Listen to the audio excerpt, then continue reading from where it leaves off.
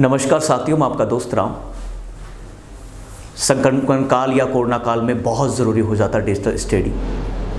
इसलिए एसएनए से जुड़े हुए मैं हज़ारों बच्चों को, एसएनए के ऐप से जुड़े हुए सैकड़ों बच्चों को मैं उनको बधाई देता हूं कि एसएनए एकेडमी का जो नया ऐप है वो आज और कल से शुरू हो चुका है। और मुझे बहुत खुशी है कि उत्तर भारत का एक ऐसा ऐप है जिसके माध्यम से बच्चे घर बैठे टीचर से मिल सकते हैं, टीचर से बात कर सकते हैं, उनको लाइव चैट कर सकते हैं, उनको मैसेज कर सकते हैं। और इस कौटिल्य युग में डिजिटल स्टडी का बहुत महत्व है, क्योंकि जैसे लॉकडाउन आता है तो एसएनए ने फैसला किया है कि हम हमारे बच्चों को उनको ऑनलाइन स्टडी देंगे। इसलिए दोस्तों आज की जो शुरुआत देता हूँ मैं कंपटीशन की, वो देता हूँ सीवीएस से। सीवीएस में सबसे इंपॉर्टेंट बेटा बातचीत हम करेंगे। सीवीएस में दो नाम इंपॉर्टेंट है, एक तो है बेटा जी कार्डियो और दूसरा इंपॉर्टेंट है वास्कुलर। देखो सीवीएस अपने नाम से ही बहुत कुछ कह गया। कार्डियो मीन्स हार्ट की बातचीत होगी और हार्ट से रिलेटेड मैं क्या क्या बातचीत करूंगा मैं आपको बताऊंगा। Then vascular means blood vessels की बातचीत होगी। और मैं तो कहता हूं साथियों कि आप सीवीएस को जब भी पढ़ें अपने खेत और खलिहान में आप बोरवेल को जरूर पढ़ें, क्योंकि बोरवेल है, बोरवेल में बहुत सारे छोटे छोटे पाइप जुड़े हैं जो अपने खेत खलिहान में अंतिम जो फसल उगी हुई है वहां तक सप्लाई दे रहा है। यदि मैं सेम कहना चाहूँ तो साथियों ऐसे यही सीवीएस है, यही कार्डियो है। जो आपके खेत में बोरवेल है वो हार्ट है, और हार्ट से जुड़े हुए जो छोटे छोटे पाइप हैं वो आर्टरी है, आर्ट्रियोल्स है, ब्लड वेसल्स है, कैपिलरीज है, वीना केवा है, वैन है। इसी प्रकार मैं कह सकता हूँ बेटा कार्डियो के अंदर हार्ट की बातचीत होगी। हार्ट के अंदर क्या क्या बातचीत करेंगे बेटा जी? हार्ट के अंदर बातचीत करेंगे हमारा जो हार्ट है वो कहाँ है, हमारे हार्ट में कितनी लेयर हैं, हमारा हार्ट की लोकेशन कहाँ है, और सबसे इंपॉर्टेंट जो बातचीत करेंगे कंडक्टिव हार्ट की बातचीत करेंगे। उसके साथ कार्डिक साइकिल की बातचीत मैं करूँगा, ईसीजी की बातचीत करूँगा, और सबसे इंपॉर्टेंट आप हम सबको जो दुनिया में हिलाता है ब्लड प्रेशर की मैं बातचीत करूँगा, जिससे हाइपरटेंशन होता है। उसके बाद में मैं सबसे इंपॉर्टेंट जो टॉपिक को डिस्कशन करूँगा वो करूँगा बेटा जी डिजीज़ के बारे में। और ब्लड वेसल्स में मैं क्या बातचीत करूँगा? ब्लड वेसल्स में बातचीत करूँगा ब्लड वेसल्स की, जैसे एओर्टा है, आर्टरी है, ब्लड वेसल्स, इन सब की बातचीत करूँगा मैं ब्लड वेसल्स में। इसलिए साथियों आज की जो स्टार्टिंग है वो सबसे पहले देते हैं कार्डियो के बारे में। देखो कार्डियो के बारे में मैं आपको कुछ बेसिक पॉइंट देता हूँ मैं आपको। जैसे आपको कहना है बेटा हार्ट के बारे में और एनाटॉमी के बारे में जब भी पढ़े बेटा कॉम्पिटिटिव एग्जाम का, तो सबसे पहले आपको पढ़ना है पोजीशन, कि हमारा हार्ट कहाँ सिचुएटेड है। देखो ध्यान से, वेरी गुड। अब हार्ट के बारे में दो लंग्स आपने पढ़े होंगे। बिल्कुल सर, ये दो लंग्स हैं। बिल्कुल सर, दो लंग्स के बीच का स्पेस क्या कहलाता है? ये स्पेस कहलाता है बेटा जी मीडियस्टर्नम। मैं इसको मीडियस्टर्नम बोलूंगा, ये मीडियस्टर्नम है। यस, अब मीडियस्टर्नम में यदि राइट और लेफ्ट की मैं बातचीत करूं, जैसे एग्जांपल मैं इधर की बातचीत करूं तो 1/3 जो हिस्सा है हार्ट का वो लेफ्ट साइड है साथियों, याद रखना लेफ्ट साइड, ठीक है। अर्थात कार्डिक का तीसरा पार्ट यदि मैं कहना चाहूं तो आप कह सकते हैं बेटा कहां है? Left side. लेकिन 1/2 पार्ट जो है वो है बेटा राइट साइड। ये क्वेश्चन फिर भी इंपॉर्टेंट नहीं है। इंपॉर्टेंट क्या है? दैलियम्स 2017 क्या पूछती है? दैलियम्स 2017 अपने इतिहास के पन्नों में लिखती है कि सर यदि क्वेश्चन रिब्स पर पूछा गया है कि रिब्स के लेवल पर कहाँ है हमारा कार्डियो, लेकिन मैं यही क्वेश्चन 2019 का ऋषिकेश एम्स में बात करूं, वर्टिब्रा के लेवल पर पूछा गया है बेटा जी कि हमारी वर्टिब्रा के लेवल पर हार्ट कहाँ है, तो सबसे पहले इतिहास के पन्नों में हम जगह देंगे दोनों क्वेश्चनों को। तो शुरुआत हम करेंगे रिब्स के लेवल पर। रिब्स के लेवल पर पूछा जाए तो आंसर देना है बेटा 2nd इंटरकोस्टल स्पेस से लेकर 6th इंटरकोस्टल स्पेस तक, यहां तक है हमारा कार्डियो। लेकिन वर्टिब्रा में वर्टिब्रा 5 नंबर से लेकर वर्टिब्रा 8 तक, कहने का मतलब थोरैसिक वर्टिब्रा 5 से लेकर थोरैसिक वर्टिब्रा 8 तक हमारा हार्ट है। देखो हार्ट से संबंधित मैंने क्या बात की है कॉम्पिटिटिव एग्जाम के अकॉर्डिंग, मैंने 3 बात की है। सबसे पहले मैंने कहा है हार्ट की पोजीशन कहाँ है। 2 लंग्स आप देख रहे हैं, आप हम सब में 2 लंग्स हैं, उसके बीच का स्पेस देख रहा होगा, जैसे मेरा ये माइक है, ठीक है। This is the mediastinum. Mediastinum के लेफ्ट की साइड 1/3 हिस्सा कार्डियो का लेफ्ट की साइड होगा, और as well as right side 2/3 हिस्सा होगा। लेकिन मैंने क्या कहा, इतिहास के पन्नों में हम यदि इस क्वेश्चन को जगह देंगे 2017 दैलियम्स में, 2017 दैलियम्स अपने संबोधन में कह चुकी है, अर्थात एग्जाम में पूछ चुका है कि सर हमारी रिब्स के लेवल पर हार्ट की लोकेशन बताइए। अर्थात यही सेम क्वेश्चन दिल्ली एम्स के अलावा ऋषिकेश एम्स में पूछा जा चुका है कि वर्टिब्रा के लेवल पर पूछा जाए तो आंसर ये देना है बेटा, रिब्स के लेवल पर पूछा जाए तो आंसर ये देना, लेकिन गांव की भाषा में पूछा जाए तो आंसर ये देना है। ठीक है, ओके। देखो मैं आपको डायग्राम दिखाता हूँ और डायग्राम में दोनों तीनों चारों चीज़ें सोल्व करवाता हूँ। देखिए आप डायग्राम को देखिए, डायग्राम को देखकर आपको बहुत सारी चीज़ों का आप अंदाज़ा लगा सकते हैं। डायग्राम को देखकर आप हार्ट की लोकेशन का अंदाजा लगाएंगे। देखो ये हार्ट है और हार्ट के बारे में ये देखो बीच का स्पेस, दो लंग्स के बीच का स्पेस में क्या कराता बेटा, मीडियस्टर्नम ये है। अब मीडियस्टर्नम में देखना मोस्ट ऑफली हिस्सा लेफ्ट साइड है, कुछ हिस्सा माइनर राइट साइड है। ठीक है, देखो इमेज आपको क्लियर कर रही है और मैं मानता हूँ उत्तर भारत का सबसे अच्छा ऐप होगा जो इमेज के आधार पर स्टडी हो रही है। कहने का मतलब मानव से बिल्कुल मिस्टेक हो सकती है डायग्राम में, लेकिन यहाँ डिजिटल में कोई मिस्टेक होने की संभावना नहीं होगी आपकी। तो मैं क्या कह रहा था, सबसे अच्छी बात मैं ये कह रहा था आपको, लेकिन अब देखिए कितनी अच्छी बात है। क्या अच्छी बात है कि ये देखो बीच में आ गया ना, देखो मीडियस्टर्नम है, दोनों लंग्स के बीच में आ गया। तो आप जब सीपीआर दे रही हैं किसी को, तो सीपीआर दे रही है तो क्या होगी, देखो बीच में, देखो मैं सीपीआर दे रहा हूं तो हार्ट बीच में आ गया अपना, और जब हार्ट बीच में आ गया तो मीडियस्टर्नम तो दबेगा ही, लेकिन साथ में हार्ट भी दबेगा। और जैसे साथियों हार्ट दबेगा तो हार्ट के अंदर जो आउटपुट है वो बाहर की तरफ आएगा। इसलिए हम किसी इमरजेंसी में किसी इंसान को बचा सकते हैं थ्रू द सीपीआर। क्यों? क्योंकि हम सर्कुलेशन को मेंटेन कर रहे हैं। ये बात मैंने आपको कही है। साथियों यदि मैं डिजिटल युग में इस क्वेश्चन को जगह दूं तो मैंने आपको कहा था रिब्स के लेवल पर पूछा जाए तो आंसर देना है सर कितनी, सेकंड रिब्स से लेकर 6 रिब्स के बीच में है। लेकिन इसी क्वेश्चन को यदि मैं जगह दूं वर्टिब्रा के लेवल पर तो आपको आंसर देना T5 से लेकर T8 तक हमारा हार्ट है। ओके, अब सामान्य तौर पर आप क्या कहना चाहेंगे? सामान्य तौर पर आप कहेंगी कि सर हार्ट का जो वेट है वो कितना है। देखिए साथियों, हार्ट का जो वेट है सामान्य तौर पर, तब आपको कहना हार्ट का वेट, देन हार्ट का मेजरमेंट, यस मेजरमेंट। हार्ट का वेट साथियों मेल और फीमेल में अलग अलग पूछा गया है। यदि दोनों क्वेश्चनों में को इतिहास में मैं जगह देखूं बेटा जी तो आपको कहना है 300 ग्राम मेल में, 300 ग्राम का हार्ट है सिर्फ मेल में, लेकिन 250 ग्राम बेटा किसमें है, फीमेल में है 250 ग्राम। आंसर देना है ये। क्वेश्चन को पूरा पढ़ना है बेटा जी, ठीक है, अकॉर्डिंग टू एग्जाम। यूपीसीएसओ की एग्जाम है या यूपीपीएससी के एग्जाम है या दिल्ली एम्स को हम क्रैक कर रहे हैं, क्वेश्चन को पूरा पढ़ें। क्वेश्चन क्या कहना चाह रहा है, फीमेल का पूछे तो आंसर 250 देना है, मेल का पूछे तो आंसर 300 ग्राम देना है, लेकिन मेजरमेंट के अकॉर्डिंग पूछे तो आंसर देना है सर लाइक इस एग्जाम्पल 15 × 8 × 6, मतलब 15 सेंटीमीटर हमारा हार्ट लंबा है, लेंथ है, 8 सेंटीमीटर हमारा हार्ट चौड़ा है मीन्स विड्थ है, और 6 सेंटीमीटर हमारे हार्ट की क्या है बेटा, थिकनेस है। ये आपको आंसर देना है एज वेल एज। तो वेट आपको पूछे तो ये आंसर देना है, मेजरमेंट पूछे तो ये आंसर देना है। इसी के साथ मैं दोस्तों हार्ट के पार्ट की बात करूं या हार्ट के पार्ट को मैं जगह दूं तो आपका आंसर क्या होगा, 2 पार्ट होते हैं हार्ट के। कौन कौन से बेटा, अपेक्स और बेस।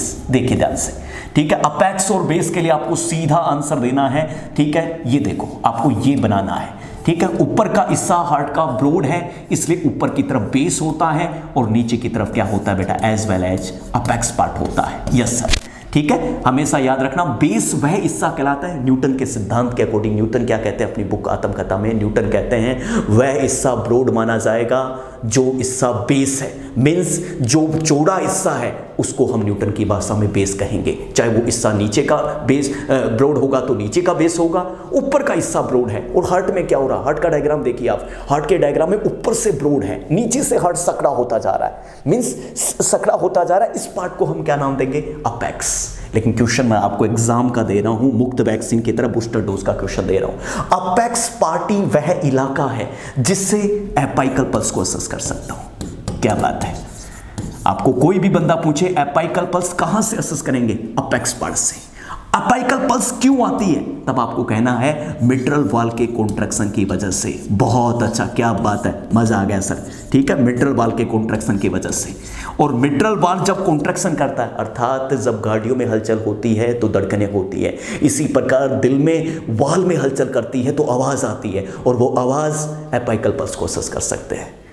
यदि मैं इस क्वेश्चन को एक मेरे अनुसार इसको मैं जगह दूं तो मेरे अनुसार का आंसर क्या होगा, आंसर ये पूछा जा सकता आने वाली एग्जामों में कि एपाइकल पल्स को आप स्टेथोस्कोप से कहाँ से सुन सकते हैं, तब आपका आंसर होगा बेटा जी 5 इंटरकोस्टल स्पेस से सुन सकता हूँ। अर्थात 5 इंटरकोस्टल स्पेस पर स्टेथोस्कोप लगा के हार्ट की आवाज़ को सुना जा सकता है, हार्ट की आवाज़ को फील किया जा सकता है, महसूस किया जा सकता है। गाना भी आता है, तेरे सीने में मेरा दिल धड़के, मेरे सीने में तेरा दिल, लेकिन धड़के कहाँ, ये धड़कता कहाँ है, तब आपको कहना है 5 इंटरकोस्टल स्पेस। लेकिन किसका, मेल का धड़कता है, एडल्ट का धड़कता है, आप हम सबका, आपकी फैमिली मेंबर का, इन सब का कहाँ पर धड़केगा 5। लेकिन आप मेरे घर में यदि प्रेगनेंसी है तो प्रेगनेंसी का 5 पर नहीं धड़ेगा। लेकिन फिर एग्जाम का क्वेश्चन क्या होगा, प्रेगनेंसी में कहाँ से चेक करेंगे, तब आपका एग्जाम का क्वेश्चन होगा, आंसर होगा 4 इंटरकोस्टल स्पेस, ये आंसर होगा आपका। ये देखो बूस्टर डोज लग चुकी है आप सबको।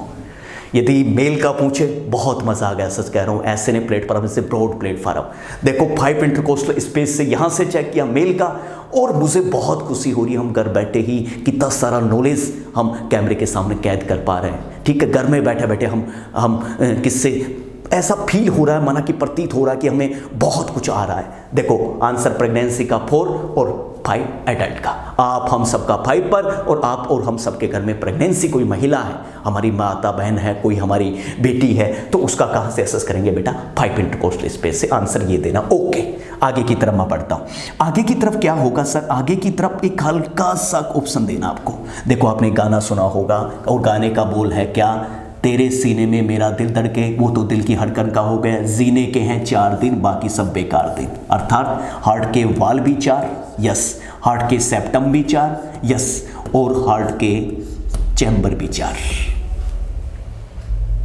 4 चीजें याद रखें। मुफ्त वैक्सीन की तरफ फ्री में डोज लग चुकी है आपको सबको। सर कैसे, देखो मैं डायग्राम बनाता हूं, एक हल्का सा डायग्राम में जगह देता हूं हार्ट को। ये देखिए, आप नॉर्मल डायग्राम देखिए, ठीक है, ओरिजिनल डायग्राम आपको दिखाता हूं।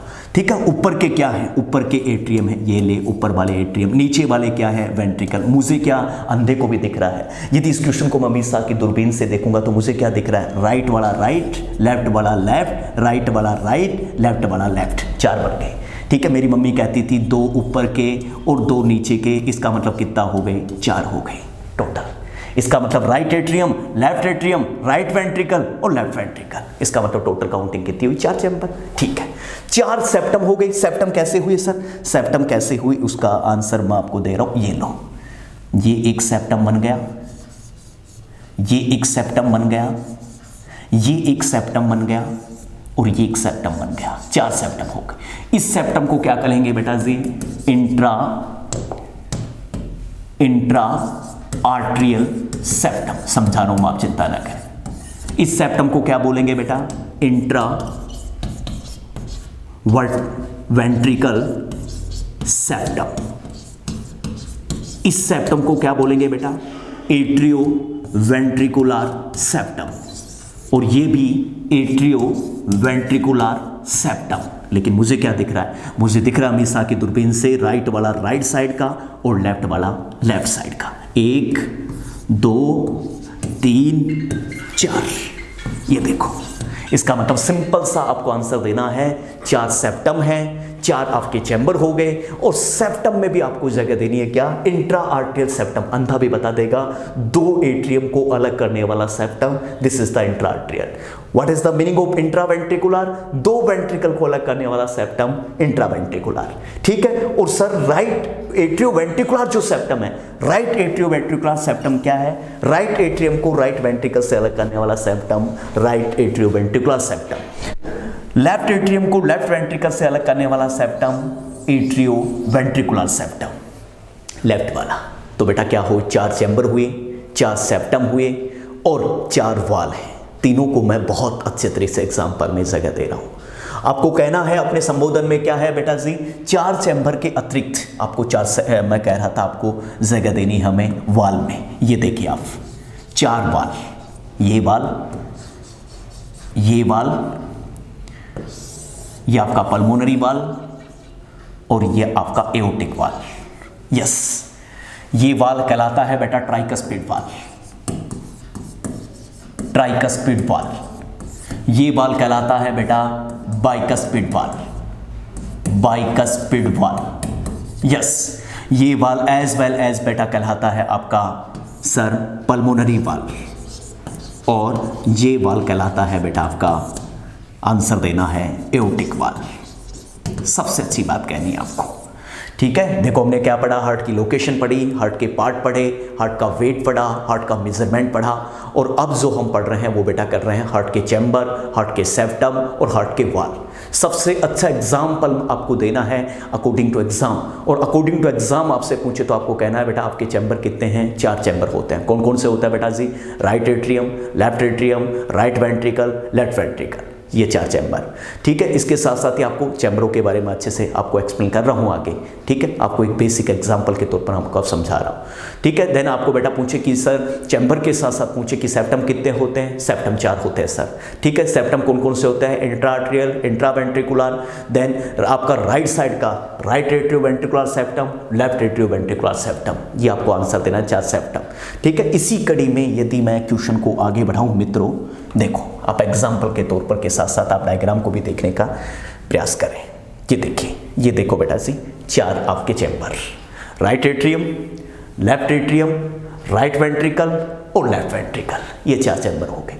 इसके साथ साथ ही आपको कहना है कि जो राइट एट्रियम है ये वाला, ये हमेशा याद रखना, मैं पूरा सर्कुलेशन में समझा रहा हूँ आपको, लेकिन अभी याद रखना है ये डीऑक्सीजनेटेड ब्लड को रिसीव करता है, अर्थात ऐसा ब्लड जो डीऑक्सीजनेटेड है, ठीक है, जो ऑक्सीजनेटेड नहीं है, अर्थात जिसमें CO2 है, अर्थात जो वीनस रिटर्न लेके आ रहा है, ठीक है। राइट एट्रियम में डीऑक्सीजनेटेड ब्लड आता है, लेफ्ट एट्रियम में लंग्स से, याद रखना बेटा जी, ऑक्सीजनेटेड ब्लड आता है लेफ्ट एट्रियम में, ये बात भी बतानी होगी, ठीक है। और लेफ्ट वेंट्रिकल जो है, लेफ्ट वेंट्रिकल से पूरी बॉडी में क्या होती है, सप्लाई होती है, अर्थात आपको पूछे हार्ट का वो कौन सा चैम्बर है जो सबसे बड़ा चैम्बर है, जिसमें सबसे ज्यादा प्रेशर पड़ता है, आंसर देना है लेफ्ट वेंट्रिकल में सबसे ज्यादा प्रेशर पड़ेगा, और राइट एट्रियम में सबसे कम प्रेशर पड़ता है, याद रखना बेटा जी, राइट एट्रियम में, ये आपको आंसर देना। अर्थात मैं इस बात को कह सकता हूं बेटा जी क्या, कि आपको एक एंगल से देखना इस क्वेश्चन को, और एंगल आपका जो स्पष्ट जो एंगल है वो कहां से आपका स्टार्टिंग हो रहा है, ठीक है। और स्पष्ट एंगल के तौर पर ये जो क्वेश्चन है, इस क्वेश्चन की जो एक अपने आप में एक जो मर्यादा है वो उसमें कहना आपका लेफ्ट वेंट्रिकल। आपको क्वेश्चन पूछे भविष्य में कि सबसे ज्यादा प्रेशर किस चैम्बर में पड़ता है, लेफ्ट एट्रियम में, लेफ्ट वेंट्रिकल में, सॉरी, सबसे कम प्रेशर राइट एट्रियम में, राइट एट्रियम में डीऑक्सीजनेटेड ब्लड आता है, और हमेशा ऑक्सीडेटेड ब्लड किस में आता है बेटा जी, लेफ्ट एट्रियम में। ये बात आपको कहनी है, ये बात आपको समझानी है। उसके साथ साथ एक आपको बहुत अच्छी तरीके से मैं आपको एक कंसेप्ट देता हूं साथियों, और वो कंसेप्ट क्या है, कंसेप्ट ये है, सिंपल सी बात है, हाँ 4 चैम्बर में समझा रहा था आपको, यस। उसके साथ साथ 4 वाल आप देखने की कोशिश कीजिए, वाल देखिए, ठीक है। वाल के बारे में क्या कहना है बेटा, हमारे मैंने आपको कहा 4 वाल है, पल्मोनरी वाल, ट्राइकस्पिड, एओर्टिक और मिट्रल वाल।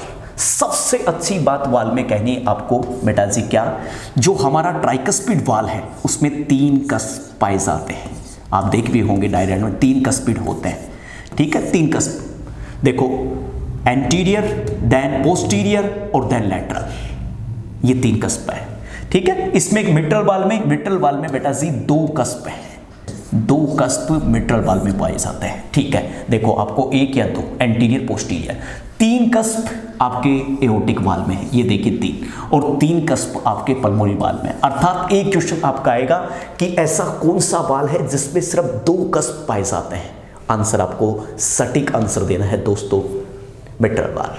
कि सर मिट्रल वाल के अंदर सिर्फ 2 कस्प पाए जाते हैं, बाकी सभी जितने वाल हैं उनमें कितने कस्प पाए जाते हैं, 3। आप अकॉर्डिंग टू डायग्राम भी देख सकते हैं, ठीक है, ओके। उसके साथ साथ एक आंसर आपको देना है, और वो आंसर क्या है आपका, कि सबसे बड़ा वाल कौन सा इनमें, तब आपको आंसर देना है मिट्रल वाल, सबसे बड़ा वाल है, और जिसका अप्रोक्सीमेटली मेजरमेंट है 12 से 15 सेंटीमीटर स्क्वायर, इतना नॉर्मल है बेटा जी, ठीक है। आपको पूछे सबसे छोटा ट्राइकस्पिड, और इसका जो मेजरमेंट है वो 2 से 3 सेंटीमीटर स्क्वायर का मेजरमेंट है बेटा जी, यस, क्या बात है, ठीक है। एओर्टिक वाल का मेजरमेंट है 6 से 9 सेंटीमीटर स्क्वायर, इतना नॉर्मल इसका मेजरमेंट है, ठीक है। और पल्मोनरी वाल का मेजरमेंट है बेटा जी 3 to 5 सेंटीमीटर स्क्वायर, ये पल्मोनरी वाल का मेजरमेंट है। देखो मैंने आपको कितना अच्छा एक्सप्लेन किया है, बहुत शानदार मजे के तौर पर एक्सप्लेन किया है मैंने आपको। अब आपको एक मुफ्त वैक्सीन की तरह कॉम्पिटिटिव एग्जाम का क्वेश्चन देता हूं, जो रोमैटिक फीवर है, रोमैटिक फीवर सबसे ज्यादा जो अफेक्टेड करती है वो करती है साथियों मिट्रल वाल्व को। आंसर देना है mitral valve. Rheumatic fever valvular जो डिसऑर्डर आप आगे पढ़ोगे तब आपको आंसर देना है, सबसे ज्यादा रोमैटिक फीवर जो अफेक्टेड करती है वो करती है बेटा जी मिट्रल वाल्व को। क्या बात है। इसके साथ साथ ही आपके 4 वाल्व क्लियर हो गए। 2 एवी वाल्व मैंने समझा दिया। 2 एवी वाल्व में जो आ रहे हैं बेटा जी वो ट्राइकस्पिड और बाइकस्पिड या मिट्रल वाल्व, और 2 सेमिनुलर वाल्व। सेमिनुलर वाल्व में आ रहा है बेटा जी पल्मोनरी वाल्व और देन आपका एओर्टिक वाल्व। ये आपके 4 वाल्व क्लियर हो चुके हैं साथियों। ठीक है, 4 वाल्व के अंदर मैंने आपको अच्छी तरीके से एक्सप्लेन किया है। यहां पर पाया जाएगा ट्राइकस्पिड, यहां पर पाया जाएगा मिट्रल, यहां पर पाया जाएगा पल्मोनरी, और देन यहां पर कौन सा वाल्व है, this is the aortic valve. आपको आंसर के तौर पर देना है। आपको पूछा जाए कि सर सबसे बड़ा वाल्व कौन सा है, तब आपका आंसर होगा मिट्रल वाल्व, और अप्रोक्सीमेटली मैंने साइज भी उनके कोष्टक में लिखी है आपको आपकी सहूलियत के लिए, ताकि क्वेश्चन की जो बात है वो उसमें ज़्यादा वजन हो, तब आपकी सहूलियत के लिए मैंने ये बात भी आपको लिखी है। उसके साथ साथ ही मैंने आज का जो इंपॉर्टेंट जो कंसेप्ट है वो मैंने आपको कहा चैम्बर के अंदर, देखो सेप्टम के अंदर, हालांकि सेप्टम इस डायग्राम में दिखाई नहीं देगा आपको, लेकिन फिर भी मैं एग्जांपल के तौर पर आपको सेप्टम समझा देता हूं। ठीक है, ओके, डायग्राम के तौर पर मैंने आपको समझाया भी है। देन नेक्स्ट जो इमेज है वो आप क्या बताती है, नेक्स्ट इमेज बेटा ये बताती है आपकी, ये देखिए हार्ट की सामान्य पोजीशन ये थी बेटा। यस, यदि हार्ट की पोजीशन अबनॉर्मल होती है साथियों, आप 1 लाख में से 1 बच्चे को आप देख सकते हैं ऐसा। बहुत बार आपने सुना भी होगा कि हमारे बच्चे का जो हार्ट है वो राइट साइड हो गया। इस प्रकार की कंजेनाइटल अबनॉर्मलिटी को क्या कहते हैं बेटा, डेक्स्ट्रोकार्डियो। बहुत इंपॉर्टेंट है डेक्स्ट्रोकार्डियो। डायग्राम को देखकर आप क्लियर कर सकते हैं what is the meaning of dextrocardia. ठीक है, it is a congenital abnormality, एक प्रकार की कंजेनाइटल अबनॉर्मलिटी है जी, एक प्रकार की कंजेनाइटल अबनॉर्मलिटी है डेक्स्ट्रोकार्डियो। और अक्सर जो ये कंजेनाइटल अबनॉर्मलिटी है बहुत कम लोगों में देखने को मिलती है, अर्थात मैं कहूं 1 लाख में से 1 बच्चे को इस प्रकार की एक्टिविटी देखने को मिलती है, तब आप कह सकते हैं this is the cause the congenital abnormality. उसके साथ ही साथियों एक कंसेप्ट और क्लियर करना होगा आपको, वो बातचीत क्या है, उस बातचीत को भी मैं जगह देता हूं आपके सामने। ठीक है, ओके, ये देखो मैंने आपको बेस और अपेक्स के बारे में कहा था। हार्ट का हमेशा बेस ऊपर होता है, अपेक्स हमेशा नीचे होता है। अपेक्स पार्ट से ही आप एपाइकल पल्स को असेस कर सकते हैं, ये भी मैंने कहा था। कहाँ से असेस कर सकते हैं, ये बात भी मैंने आपको क्लियर बताई थी कि 5 इंटरकोस्टल स्पेस से 4th इंटरकोस्टल स्पेस से, ये बात भी मैंने आपको क्लियर के तौर पर कहा था। उसके साथ साथ ही सबसे इंपॉर्टेंट जो बात आज की जो आएगी इस कंडीशन के अंदर, वो भी आप क्लियर कर सकते हैं। आज का जो नेक्स्ट हेडिंग है वो है बेटा जी क्या, लेयर ऑफ द हार्ट। देखो बेटा, लेयर ऑफ द हार्ट के अंदर पढ़ें तो 3 लेयर पाई जाती हार्ट की सामान्य तौर पर, आपको ये कहना है। पहले नाम देखिए आपको, एंडोकार्डियम बिल्कुल सर, देन मायोकार्डियम बिल्कुल सर, देन बेटा जी आपका पेरिकार्डियम, ये 3 लेयर पाई जाती हार्ट की। ठीक है, ये देखिए आप, ये वाली लेयर आपकी एंडोकार्डियम की लेयर है,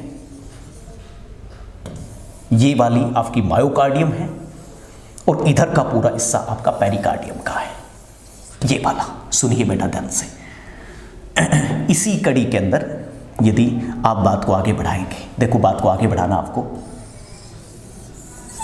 ये देखिए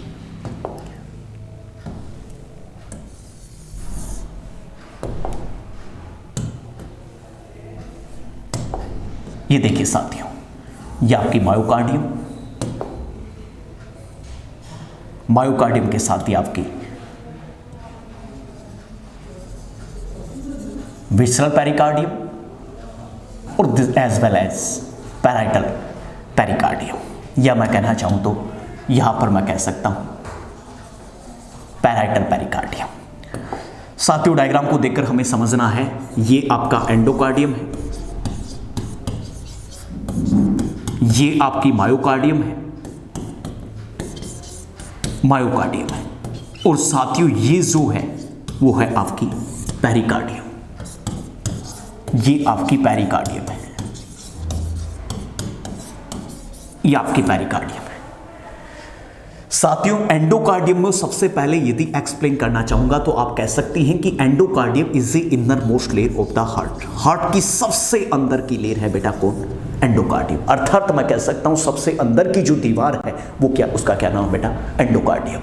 एंडोकार्डियम के बारे में कहना आपको सेकंड बात कि इसमें जो कौन सा टिश्यू पाया जाता है, इसमें पाया जाने वाला टिश्यू है बेटा जी एपिथेलियम टिश्यू। आंसर को डिनोटेड किया जाए, लिखा जाए और बात को तोला जाए। कई बार एग्जाम में क्वेश्चन पूछा जा चुका है कि एंडोथीलियम किस प्रकार के टिश्यू को कंसिस्ट करती है, तब आपको आंसर देना है एंडोथीलियम कंटेन करती है आपका एंडोकार्डियम एपिथेलियम को। ठीक है, तब आपको कहना है नेक्स्ट फंक्शन क्या है। अभी थोड़ी देर पहले मैं आपको एक्सप्लेन कर रहा था वॉल ऑफ द हार्ट। ठीक है, तब आपको आंसर देना है हार्ट के वॉल को कौन सी लेयर बनाती है, तब आपका आंसर होगा बेटा हार्ट के वॉल को बनाने वाली जो लेयर है वो है एंडोकार्डियम। अर्थात हार्ट के वॉल को कौन सी लेयर मेडअप होती है, तब आपका आंसर होगा एंडोकार्डियम। दूसरी बात मैंने सबसे पहले एक्सप्लेन किया बेटा एंडोकार्डियम को। एंडोकार्डियम के बारे में मैंने आपको कहा it is a inner most layer. Inner most layer के साथ साथ ही मैंने आपको कहा एपिथेलियम टिश्यूज में पाए जाते हैं, अर्थात एंडोकार्डियम एपिथेलियम टिश्यू को कंसिस्ट करती है। उसके साथ साथ मैंने कहा कि एंडोकार्डियम का फंक्शन क्या है, तब आपको कहना है साथियों कि एंडोकार्डियम का मेन जो फंक्शन होता है वो होता है बेटा हार्ट के वॉल को फॉर्मेशन करना, अर्थात हार्ट के वॉल को जो बनाने वाली लेयर है। अभी जो मैं एग्जाम्पल के तौर पर आपको ट्राइकस्पिड, बाइकस्पिड, पल्मोनरी वॉल बताया था, इन सब के वॉल को जो बनाने वाली लेयर है उसके बारे में आपको एक्सप्लेन करना है, उसके बारे में आपको कहना है, तब आपको आंसर देना है कौन सी लेयर बनाएगी। तब आपका एक ही जवाब होना चाहिए, एक ही आंसर होना चाहिए, वो आंसर आपका एंडोकार्डियम। यस, उसके साथ साथ आपको कहना है बेटा मायोकार्डियम। मायोकार्डियम के बारे में कहना है it is a middle layer of the heart. Heart की सबसे मिडिल लेयर है, ठीक है, अर्थात बीच की लेयर है। और इसके बारे में कहना कि इसमें अंदर स्मूथ मसल पाई जाती है, ऐसी मसल जो किसी के कंट्रोल में ना हो, अर्थात जिसको कोई कंट्रोल ना कर सके, जो खुद ऑटोनोमिक नर्व सिस्टम ही कंट्रोल कर सकता है इसको, अर्थात इनवॉलेंटरी मसल पाई जाती हैं। और मिडिल लेयर के बारे में लिखना है कि इसमें दो चीजें पाई जाती हैं बेटा, बहुत अच्छी तरीके से मैं आपको बता रहा हूं, सेल और पेसमेकर, और बहुत इंपॉर्टेंट भी है ये। ठीक है, सेल के बारे में बेटा से आपको कहना है क्या कि सर जो सेल है, सेल का फंक्शन तो होता है कॉन्ट्रैक्शन करवाना, और हार्ट को कॉन्ट्रैक्शन कराती है ये वाली सेल। और पेसमेकर क्या करता है बेटा, यहां जनरेट द इंपल्स, इंपल्स को जनरेट करने का काम करता है आपका पेसमेकर। तब आपको कहना है इंपल्स को जनरेट करने वाला कौन है, पेसमेकर, और सेल जो है वो क्या कराती है बेटा जी, कॉन्ट्रैक्शन। बहुत बहुत बहुत आपको एक्सप्लेन कर रहा हूं मैं इस वक्त, आप साफ मेरे चेहरे पर आप झलक देख सकती हैं। क्यों? क्योंकि झलक इसलिए क्योंकि बहुत कुछ मैंने आपको एक्सप्लेन किया इसके बारे में। ठीक है, सेल के बारे में आपको कहना है हेल्प द कॉन्ट्रैक्शन, और पेसमेकर के बारे में कहना आपको help the impulse generate. Impulse को जो जनरेट करने का काम करता है कौन करता है बेटा जी, पेसमेकर करता है। यस, देन बेटा रानी आपको कहना है पेरिकार्डियम के बारे में। पेरिकार्डियम की दो लेयर है जो मैंने आपको कहा, ये जो वाली है इसको कहते हैं विशरल पेरिकार्डियम, याद रखना साथियों नाम, विशरल पेरिकार्डियम। ये वाला कौन है जी, ये वाला है पैराइटल पेरिकार्डियम। इस वाला बीच की कैविटी का क्या नाम है जी, इस बीच की कैविटी का नाम है पेरिकार्डियल कैविटी। क्या नाम कहोगे बेटा जी, पेरिकार्डियल कैविटी। और इस पेरिकार्डियल कैविटी में जो फ्लूइड है, जो पानी है, उसको क्या कहेंगे बेटा जी, पेरिकार्डियल फ्लूइड, इसको पेरिकार्डियल फ्लूइड कहेंगे। और पेरिकार्डियल फ्लूइड में सामान्य तौर पर कितना मात्रा में पानी पाया जाता है, अर्थात फ्लूइड पाया जाता है 15 से 20 ml। डिनोटेड किया जाए आंसर को, बहुत इंपॉर्टेंट है। नॉर्मल पेरिकार्डियल फ्लूइड कितना होता है, तब आपको आंसर देना है 15 से 20 ml होता है। इसी बात को बहुत अच्छी तरीके से तोलना है। क्या मैंने तोलना है, मैंने सबसे पहले आपको यह कहा कि जो पेरिकार्डियम है, पेरिकार्डियम, मायोकार्डियम, एंडोकार्डियम की बातचीत की मैंने।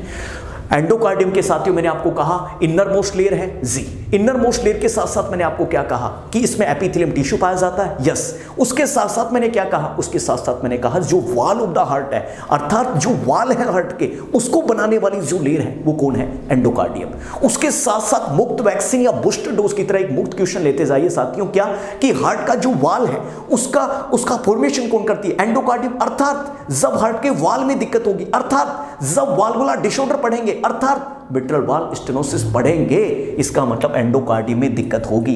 एंडोकार्डियम में दिक्कत है तो वाल्वुलर डिसऑर्डर आएंगे, मींस एंडोकार्डियम इंफ्लेमेशन से पीड़ित है, अर्थात एंडोकार्डियम में कोई बीमारी है, और उस बीमारी को मैं क्या कहूंगा, एंडोकार्डाइटिस। इसलिए एंडोकार्डाइटिस किसी को है तो उसको स्वाभाविक तौर से वाल्वुलर डिसऑर्डर आने लाजमी है, आएंगे।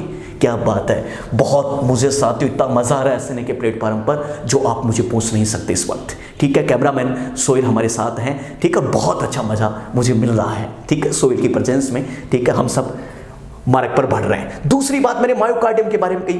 मायोकार्डियम के बारे में क्या लिखा मैंने? देखो, मायोकार्डियम अपने इतिहास के बारे में क्या लिखती है, इतिहास के बारे में लिखती है साथियों, मैं मिडिल लेयर हूं, यस, और बड़ी खूबसूरती से कह रही है मेरे पास स्मूथ मसल है, अर्थात ऐसी मसल है जो मैं खुद कंट्रोल करती हूं, किसी के बाप से कंट्रोल नहीं होती। This is the smooth muscle. Then तीसरा नंबर का सबसे अच्छा कंसेप्ट क्या है कि मैं कॉन्ट्रैक्शन करती हूं, मैं नचाती हूं हार्ट को, अर्थात हार्ट की जो रेट है वो मैं खुद तय करती हूं। अर्थात जब मायोकार्डियम टिश्यू डैमेज होंगे, अर्थात किसी को अटैक आएगा तो उसका कॉन्ट्रैक्ट खत्म होगा कि नहीं होगा, और उसका कॉन्ट्रैक्शन खत्म होगा तो मुझे इतना बताइए साथियों, क्या रिदम अब नॉर्मल होगा? क्या बिल्कुल गाड़ी डगमगा जाएगी? कैसे? ऐसे गाड़ी जमाएगी जैसे कोई नदी में गोताखोर तैर रहा हो, और गोताखोर के अंदर यदि आपकी जो नाव है वो इम्बैलेंस हो चुकी है, अचानक मगरमच्छ आ जाए तो यूं डुबकी लगेगी, वैसे अब नॉर्मल हार्ट की रिदम हो जाएगी। This is the dysrhythmia. इसलिए most common complication of MI attack dysrhythmia, मुक्त वैक्सीन की तरफ ये डैमेज हुई है ये वाली लेयर। इसलिए कॉन्ट्रैक्शन कहाँ मेंटेन होगा मुझे बताइए, और जब कॉन्ट्रैक्शन नहीं होगा तो अबनॉर्मल रिदम होगा, और अबनॉर्मल रिदम होगा तो क्या होगा? डिसअर्थीमिया। इसलिए which is the most common complication of MI? Dysrhythmia. क्या बात है। आगे देखिए, आगे के बारे में मैंने आपको कहा पेरिकार्डियम के बारे में मैंने क्या कहा बेटा? दो लेयर हैं, पैराइटल और विशरल जो पेरिकार्डियम है this is called the epicardium. Question को डिनोटेट किया जाए epicardium. What is the meaning of the epicardium? Outer most layer of the heart, not is the pericardium but is the epicardium. How? क्यों? देखो अंदर से चलिए आप, एंडो देन मायो, और सबसे पहले मुलाकात किससे हो रही है? विसरल पेरिकार्डियम से। इसलिए visceral pericardium is also known as epicardium. आप भी अचंभित करेंगे, सोचेंगे ये क्या हो गया सर अचानक से। ठीक है, अभी तो थोड़ी देर पहले हम पेरिकार्डियम को मान रहे थे। No, this is the correct meaning of the heart, outermost layer of the heart, visceral pericardium अर्थात एपिकार्डियम। विसरल पेरिकार्डियम का ही दूसरा नाम है एपिकार्डियम। इसलिए outer most layer of the heart epicardium, इन दोनों के बीच का स्पेस पेरिकार्डियल कैविटी, और पेरिकार्डियल कैविटी में जो फ्लूइड होगा वो पेरिकार्डियल फ्लूइड, और पेरिकार्डियल फ्लूइड सामान्य तौर पर 15 से 20 ml पाया जाता है। क्या बात है सर, बहुत अच्छी तरीके से एक आनंद आ रहा है, और आगे बढ़ते रहिए साथियों, कभी टूटने की ज़रूरत नहीं। इसी प्रकार लॉकडाउन लगता रहेगा और आप ओमिक्रॉन से, आप कोरोना काल से अब घर बैठे भी स्टडी करें, ऐसा मेरा मानना है। और मेरा मानना है साथियों, जो लड़ता है वक्त से वही वक्त को पढ़ता है, ये बात याद रखना। इसलिए देखो, डायग्राम भी प्रतीत, जैसे मैंने समझाया वैसा प्रतीत नजर आ रहा है। Endocardium, this is the myocardium, then example के तौर पर पेरिकार्डियम। देखो सुनिए ध्यान से, एंडोकार्डियम बताया था क्या? यस। मायोकार्डियम बताया था क्या? यस। पेरिकार्डियम में 2 लेयर बताई थी क्या? यस। पैराइटल मैंने बताई थी क्या? यस।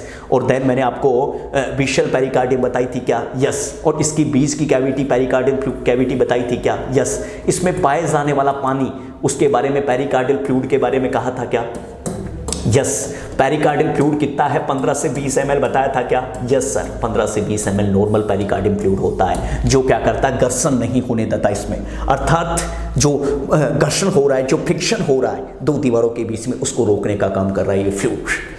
उसके साथ साथ मैंने एंडोकार्डियम को इनर मोस्ट लेयर कहा था क्या? यस। इनर मोस्ट में मैंने कहा था एपिथेलियम टिश्यू पाए जाते हैं क्या? यस। और यही वो लेयर है साथियों जो क्या करती है? वाल का फॉर्मेशन करती है, अर्थात जो मैंने ट्राइकस्पिड, बाइकस्पिड, पिल्मोनरी और मिट्रल वाल पढ़ा है, उन सभी वालों का फॉर्मेशन कौन करती है? एंडोकार्डियम। क्या मैंने मायोकार्डियम के बारे में middle layer of the heart पढ़ाया था क्या? यस। और मिडिल लेयर के अंदर मैंने बताया था बेटा क्या? स्मूथ मसल पाई जाती है क्या? यस। और मैंने कहा था मायोकार्डियम जो लेयर है, वो ये वाली जो लेयर है वो क्या काम करती है बेटा? Help the contraction.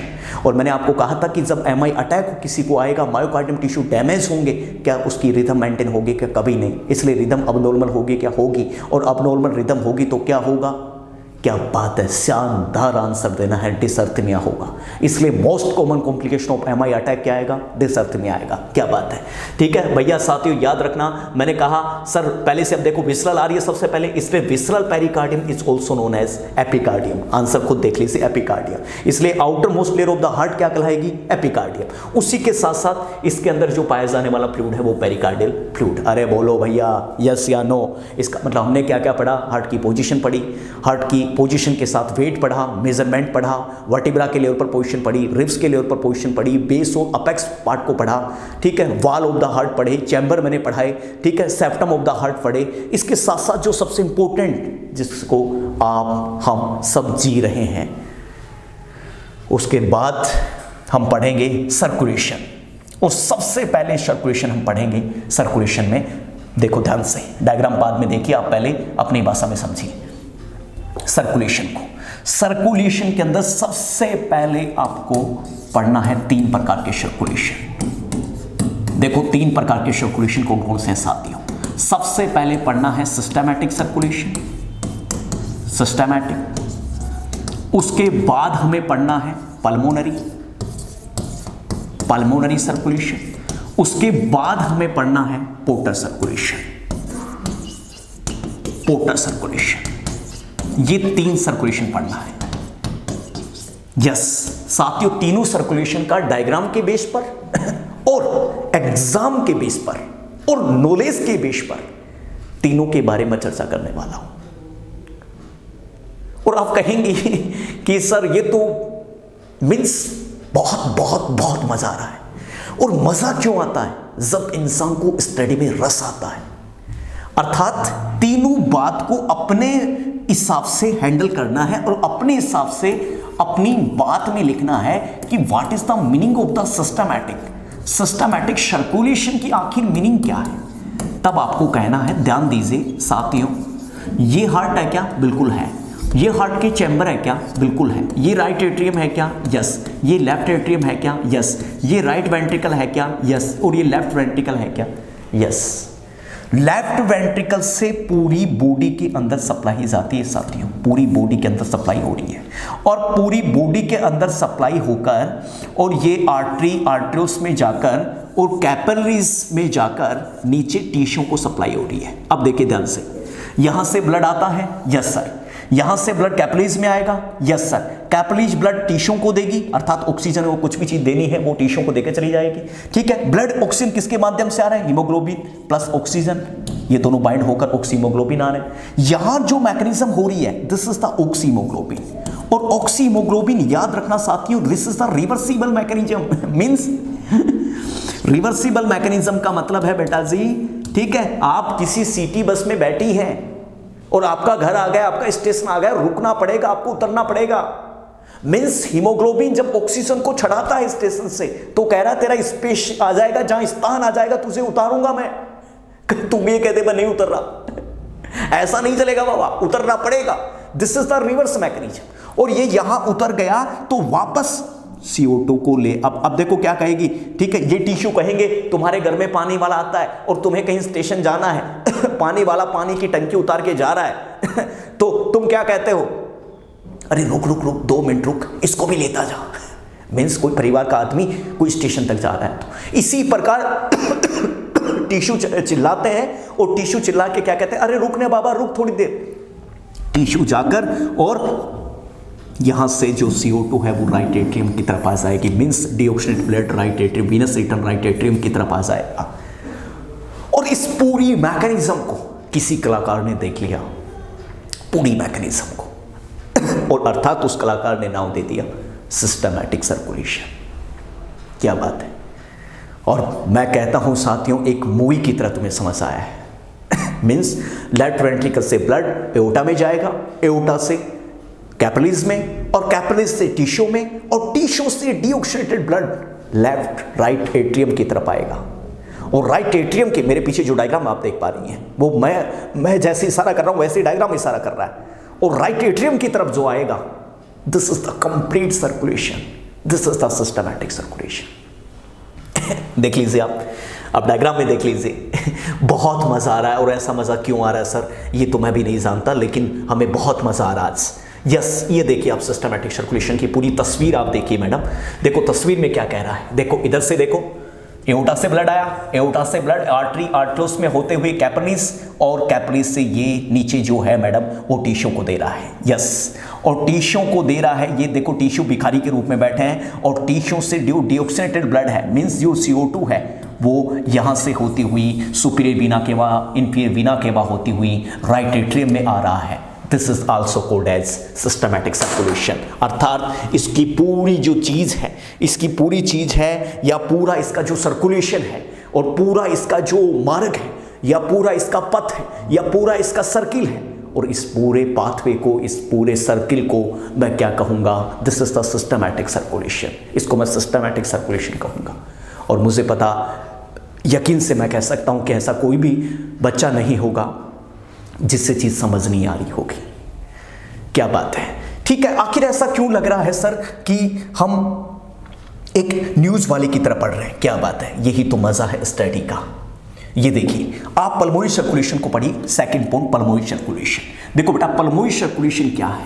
देखो, पल्मोनरी सर्कुलेशन भी अब 1 मिनट में आ जाएगा आपको। पहले आप मेरे अकॉर्डिंग पढ़ो, फिर आप डायग्राम के अकॉर्डिंग पढ़ो। देखो, पल्मोनरी सर्कुलेशन क्या है बेटा? एक ऐसा सर्कुलेशन, ये देखिए, राइट एट्रियम है, यस। लेफ्ट एट्रियम है, यस। राइट वेंट्रिकल है, यस। लेफ्ट वेंट्रिकल है, यस। और यहाँ से जो ब्लड है, यहाँ से जो ब्लड है, और ब्लड से ये वाला ब्लड लंग्स में जाएगा पल्मोनरी वेन के द्वारा, सॉरी पल्मोनरी आर्टरी के द्वारा। ये देखिए आप, पल्मोनरी आर्टरी के द्वारा ब्लड लंग्स में जाएगा, यस, पल्मोनरी आर्टरी के द्वारा। और पल्मोनरी वेन के द्वारा, पल्मोनरी वेन के द्वारा लेफ्ट एट्रियम में आ रहा है। This is complete circulation, this is the pulmonary circulation. वाह, what is the meaning of the pulmonary circulation? अर्थात ब्लड लेफ्ट राइट वेंट्रिकल से पल्मोनरी आर्टरी के द्वारा, याद रखना, यहाँ मत कर देना, आर्टरी में अक्सर ऑक्सीजनेटेड ब्लड होता है, लेकिन एक्सेप्ट है, अपवाद है यहाँ। पल्मोनरी आर्टरी से जो ब्लड है वो लंग्स में जाएगा, और लंग्स से ब्लड किस में आएगा बेटा? लेफ्ट एट्रियम में। और लेफ्ट एट्रियम में किससे आ रहा है? पल्मोनरी वेन से आ रहा है। This is also known as the pulmonary circulation. इसको हम पल्मोनरी सर्कुलेशन कहेंगे। और मुझे नहीं लगता किसी भी बच्चे को यहाँ पल्मोनरी सर्कुलेशन में कोई डाउट हो। देखिए ध्यान से, पूरी मीनिंग देखिए पल्मोनरी सर्कुलेशन की।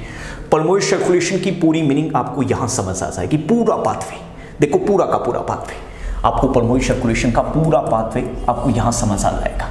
सुपीरियर वीना केवा, यस सर, ओ सॉरी, पल्मोनरी सर्कुलेशन में यहाँ से ब्लड जाएगा। देखो यहाँ से ये ब्लड जा रहा है, राइट वेंट्रिकल से ब्लड जा रहा है और लंग्स में जा रहा है, ठीक है। और लंग्स से वापस पल्मोनरी वेन के द्वारा लेफ्ट एट्रियम में आ रहा है। This is the complete circulation, the pulmonary circulation. इस पूरे सर्कुलेशन को, इस पूरे सर्किल को, इस पूरे पाथवे को मैं क्या कहूँगा? This is the pulmonary circulation, yes. उसके साथ साथ ही सबसे इंपॉर्टेंट जो बातचीत है, वो बातचीत क्या है? बातचीत जो सबसे इंपॉर्टेंट है वो आएगी बेटा, और वो लास्ट में आएगा एक पोर्टर सर्कुलेशन। देखो, पोर्टर सर्कुलेशन को समझना है पहले, उसके बाद में ही बातचीत करनी होगी। देखो बेटा, पोर्टर सर्कुलेशन के लिए क्या कहेंगी? पोर्टर सर्कुलेशन के लिए कहेंगे आप, सबसे इंपॉर्टेंट देखिए ध्यान से, कि what is the meaning of the porter circulation? एक ऐसा सर्कुलेशन जो जीआई सिस्टम में हो रहा है, पोर्टर सर्कुलेशन, या एक ऐसा सर्कुलेशन जो राइट एट्रियम में आने से पहले 2 कैपिलरी नेटवर्क को पार कर रहा है, अर्थात एक पोर्टल वेन को और एक इंफीरियर वीना केवा को। This is the porter circulation. एक ऐसा सर्कुलेशन जो जीआई से आ रहा है, और ऐसा पाथवे, देखो ध्यान से, ये देखिए आप,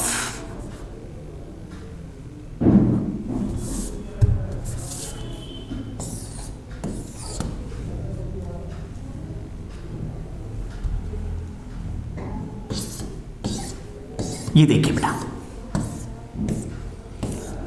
स्मॉल इंटेस्टाइन से कोई डिऑक्सीनेटेड ब्लड लेके आएगा। This is called the superior mesenteric when. ये लार्ज इंटेस्टाइन से लेके आएगी इंफीरियर मेसेंट्रिक वेन। ये इंफीरियर मेसेंट्रिक वेन है। और यहां सबसे अच्छी बात कहनी है, स्प्लीन से लेके आएगी। This is the splenic when. ये स्प्लेनिक वेन है।